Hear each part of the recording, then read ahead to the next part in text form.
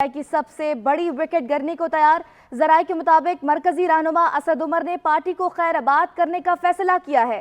असद उमर 6 बजे पार्टी से अलहदगी का ऐलान करेंगे। मजीद जानते हैं इस हवाले से ऑन शिराजी से। जी ऑन, क्या तफसीलात हैं?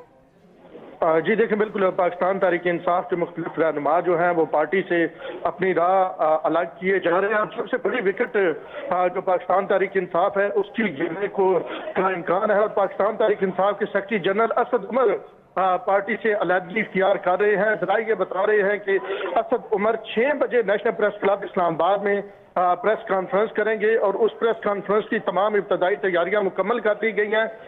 असद उमर रिहाई के बाद ये प्रेस कॉन्फ्रेंस करेंगे और असद उमर के करीबी जराए का कहना है कि वो जो है वो पार्टी से अलग होने का मुमकिन तौर पे इस प्रेस कॉन्फ्रेंस में ऐलान कर सकते हैं। असद उमर 9 मई को होने वाले वाक़यात के हवाले से भी जो है वो उनकी भी मजम्मत करेंगे और इस हवाले से पार्टी लीडरशिप खास करके साबिक वज़ीर-ए-आज़म इमरान खान की अप्रोच और कंडक्ट के हवाले से बात करेंगे।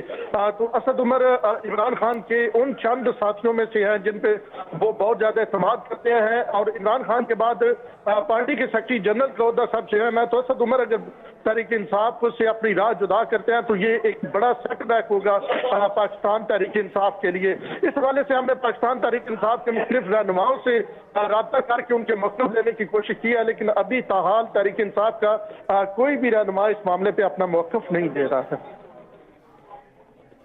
ऑन शिराजी आगाह कर रहे थे, बहुत शुक्रिया आपका।